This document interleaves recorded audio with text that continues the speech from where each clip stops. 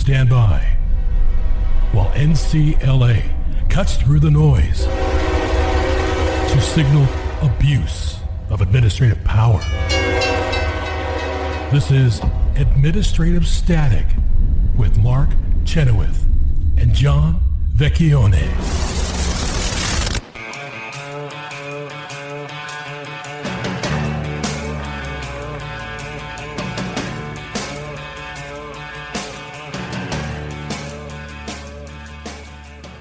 Welcome to Administrative Static, and our announcer is once again correct. Mark Chenoweth is with us, back from the land of saints and scholars. And we also have with us Jenin once again, because the revelations from the Missouri v. Biden case come fast and furious. And pubs and golf courses. And pubs and golf courses in Ireland. Okay. So, Jenin, you have an article in the Wall Street Journal this week. Or last week, I should say. And, congratulations. And there's a number of it's got a lot of eyeballs on it, and that and the topic are causing quite a stir, I think, and it's even prodding congressional action. What's going on in this case, and what has been revealed? So late last week, in response to a court order, the government released the emails of someone named Rob Flaherty. He's the director of digital strategy in the White House. He works very closely with the president. And those emails were quite startling, even to me. He had been in close contact with the social media companies, and unlike many of the other people whose emails we've seen with the companies, the tone was very aggressive, bullying, basically telling them what to do, which corroborates. It was the voice of command. Command, yes. You do this or else, which it corroborates our theory that this was coercive and this was not voluntarily. The tech companies and the government weren't voluntarily working together, which, as I think we've talked about before, still presents First Amendment problems. And I think it's still a strong case. But when it's coercive, it's an extremely clear-cut case. Right. And what type of things did he say to them? So he said, I can read one of my favorite emails. That'd be good, but this is a family program, so okay. Bleep out when needed to. There's no expletive in this one. Okay.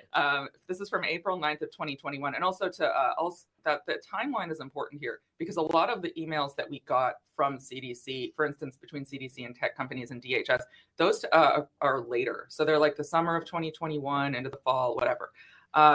So those appear to be more of a cooperation arrangement, but it's clear these exchanges took place in the spring of 2021. So Mr. Flaherty sort of set this tone where you better do this or else, and then the companies started kowtowing to it. So I think the impression of voluntariness is really sort of a false one that came later. Right. So anyway, okay, here's one email. He asked of Facebook, I want to know what actions and changes you're making to ensure you're not making our country's vaccine hesitancy problem worse. And he goes on, in the electoral context, you tested and deployed an algorithmic shift and promoted quality news and information about the election. You did this only, however, after an election that you helped increase skepticism in, and an insurrection which was plotted in large part by your platform. And then you turned it back off. I want assurances based on data that you're not doing the same thing again here. And this is about vaccine hesitancy. So, this is one of many emails that have a very similar tone. And it's clear that it's clear he's blaming them for January 6th. He's blaming them for the outcome of for skepticism about the 2020 election, and then saying, you better make sure the same thing doesn't happen again when it comes to the vaccines. Right. And, what I haven't seen, what I would have loved to have seen, was an email back, sod off, Swampy. You don't see any of that. They panic, right? They hop. They hop. And actually, when there's any resistance from sometimes lower level people in the government are emailing, if they encounter resistance, they escalate it to Flaherty, who then bullies the companies, who then basically say, okay, we'll give you what you want. Yeah, he's the director of digital strategy, and the strategy was to keep everyone off digital platforms who didn't like. Yeah. And I think one thing that really struck me too was he demands that they censor even true content that could lead people not to want the vaccine. So some of the examples they give are like true stories of people who suffered adverse effects, because that he acknowledges that could be true, but it might make people vaccine hesitant. I mean, that should be very concerning in a free society. Well, this is one thing that has always struck me. When we talk to people about these cases who are, I guess, more for this type of thing. They want the government to be doing these things. They always they have in their minds, there's this idea that the government would only be against true things, right?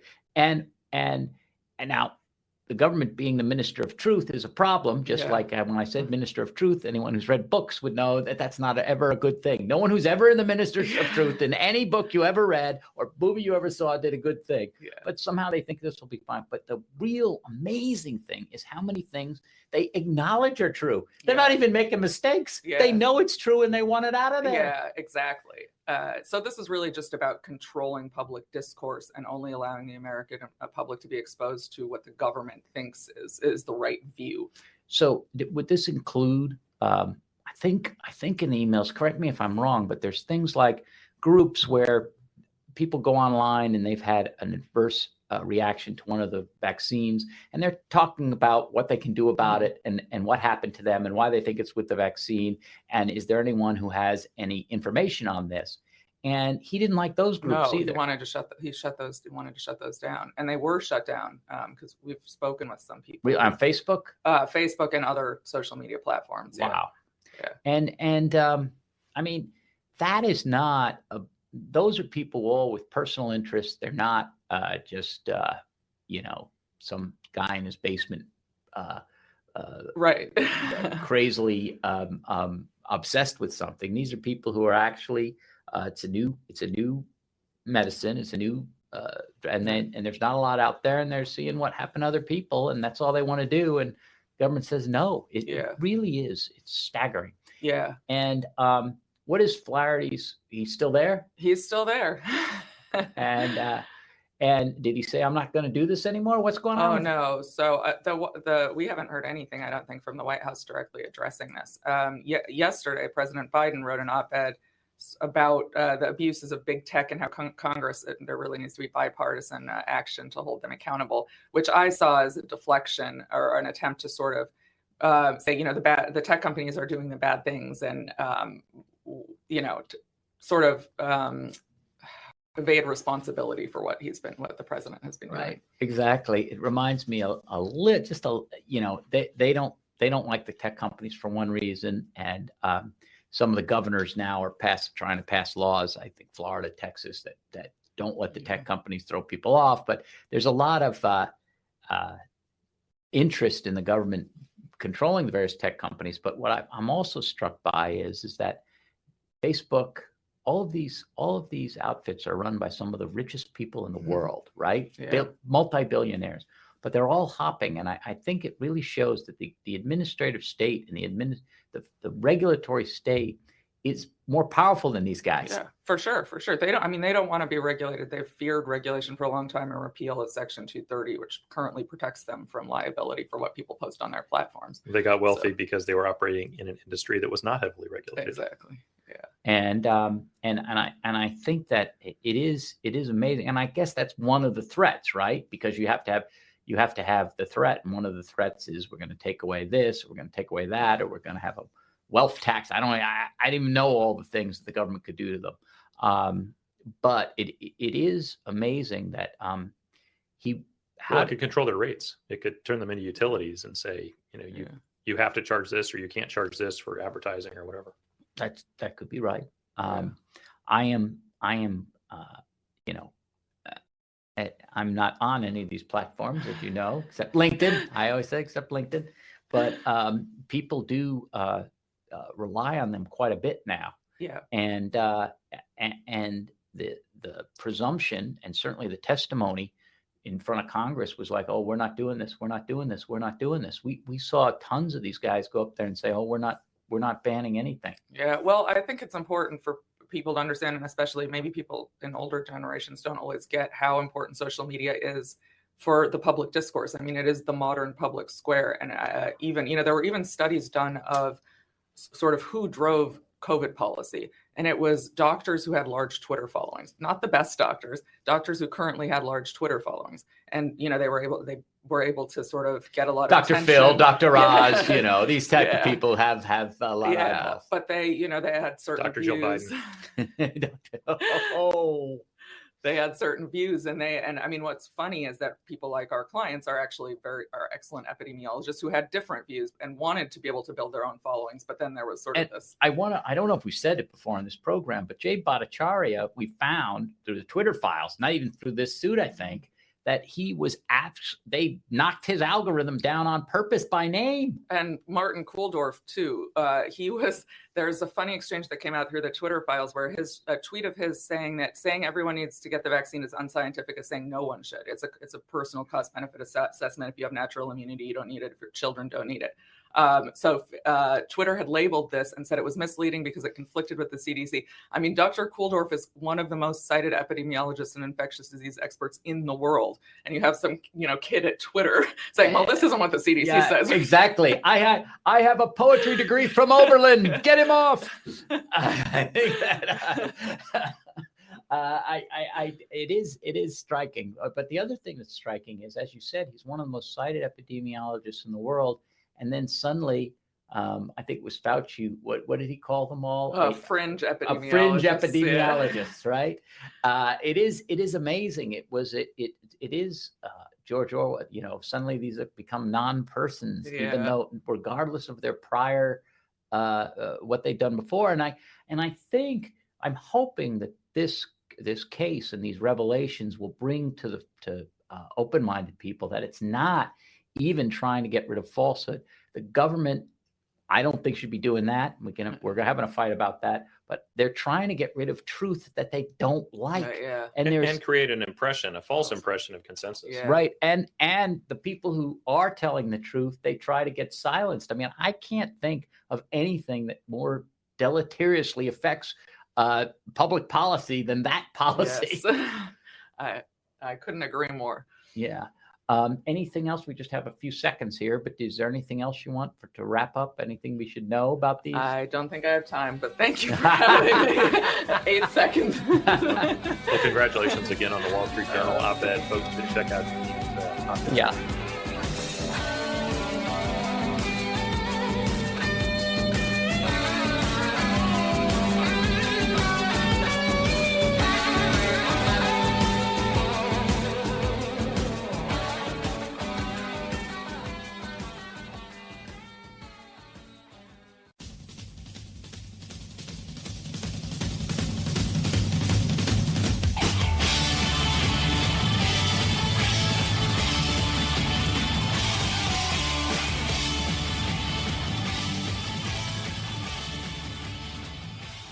Welcome back to Administrative Static, and we've kept Jenin here and Mark as well because we have something that a hot topic. It's winter time. It is the hot stove league, but one type of hot stove is apparently fall into disrepute with the administrative state, and my congressman Don Beyer and Senator Cory Booker of New Jersey have sent a letter to the Consumer Product Safety Commission about the incredible danger of gas stoves. Dun, dun, dun, dun. And the fellow running these are normal natural gas stoves that are in so many kitchens. It used to be that you had to light a match and start the stove. Now you just click it and it comes on. Exactly. And so the thing is, they say that they I've also seen them started with lit cigarettes. I don't know. That's right. That's right. So the thing is, I'm sure you've probably seen this, but just so this letter gets sent, and then I think it's Richard Trumka, maybe his father. I don't know. I knew who his father was. I didn't know he was. This is Junior, yeah. I didn't know he was in charge of the Consumer Product Safety Commission. He's one of the commissioners. He's not the Well, the first thing he said was, this is very bad. Something like, and we can do anything, including banning unsafe products like this. And so, of course, everybody who has just had their kitchens redone and had the gas stove put in is up in arms. Now, we're going to have a round-robin discussion about this because I don't know if you've ever watched any cooking show, but you will never. I used to watch cooking shows all the time. I'd have them on in the background because I don't cook, but I found them very soothing. And I have never seen Emeril. I have never seen the Barefoot Contessa up in Long Island. I have never seen Wolfgang Puck. I have never seen any of them cook on electric stove. And I have Martha Stewart, none of them. If you see them cook on an electric stove, maybe they'll boil water, but none of them cook any food you want to eat on an electric stove. They're all cooking with gas. So what do we think of this, and people? John is too. What do we think of this, people, Mark? Well, I think it's outrageous. I mean, I come at this from the perspective of having been an attorney over at the Consumer Product Safety Commission, so I know what the agency's bailiwick is, and the idea that they have the statutory authority to do this is dubious at best, from my perspective. I mean, if the agency wanted to do something, first of all, they would have to do a scientific investigation into the emissions from the stove. They would have to have real scientific data showing that there were extreme problems. And then what the agency usually does is suggest a standard that the stove has to meet in order to be sold. They wouldn't do anything to pre-existing stoves in all likelihood, unless there were a product defect.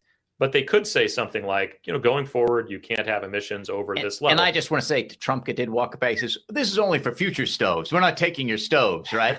so tell us what's the theory behind this? What's the theory of why they're bad? Well, the theory is that there's some fumes that are put off, that aren't completely burned, and so.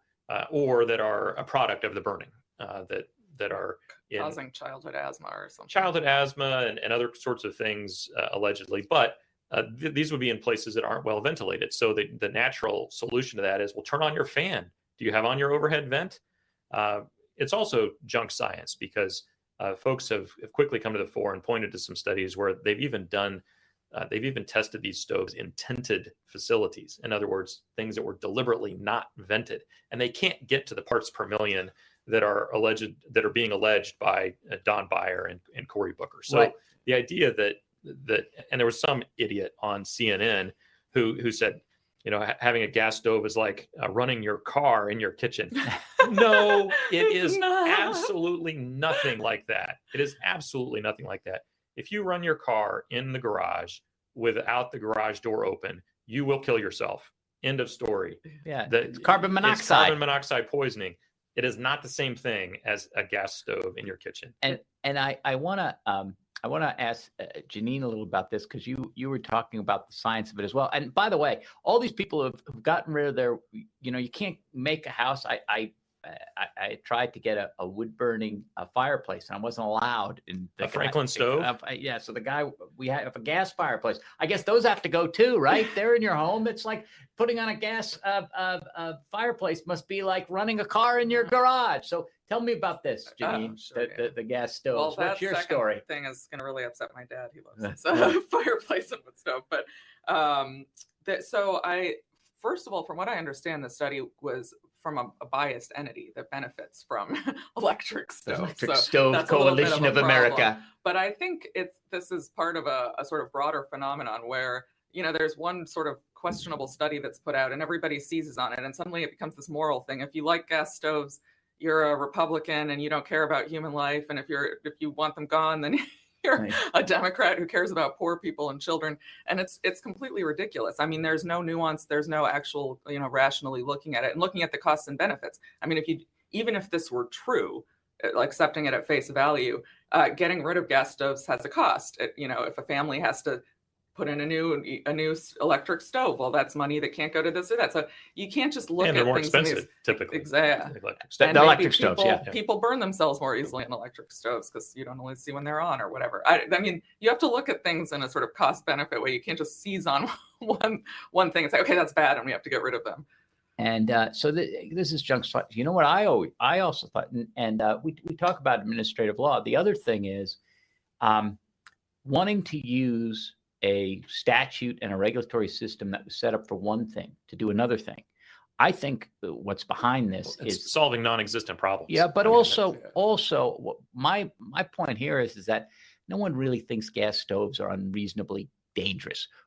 They don't like the use of fossil fuels. Right. Right now, from my view, the electric stoves are run by coal-fired plants, right? Like 30 or 40%, 50% of them coal-powered plants. So, and natural gas powered plants. right. But yeah, So- exactly. That's true as so- well. so But what's that's one-to-one. But coal, puts off. Is it? So, well, what I mean is gas.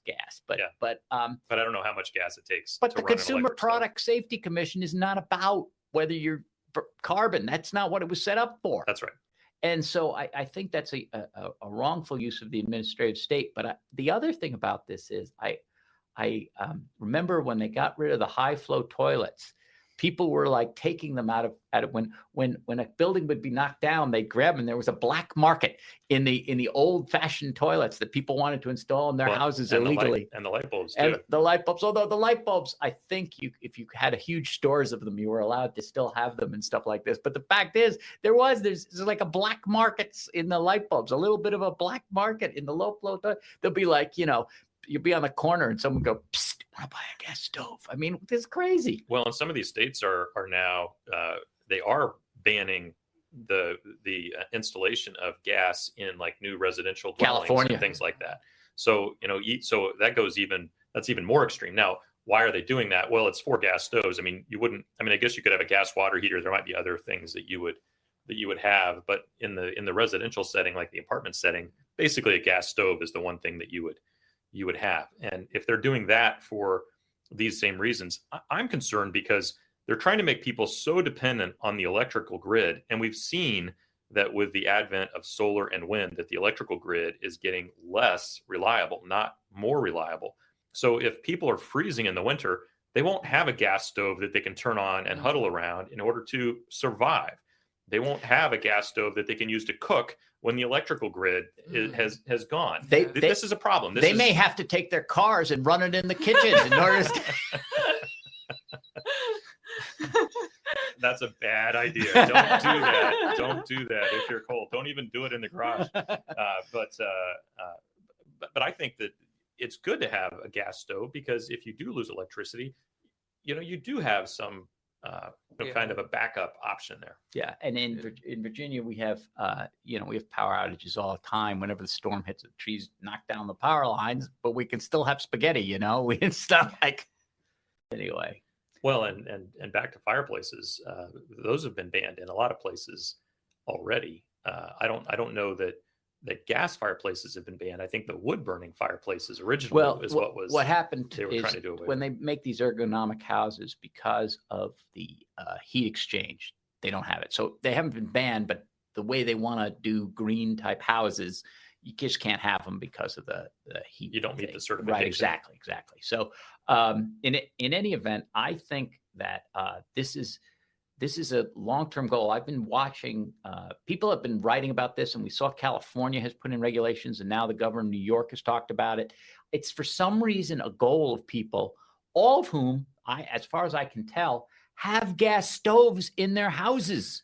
Well, we saw Dr. Jill Biden. I've got to mention her in every segment, I guess. I guess so. But she was shown cooking with gas.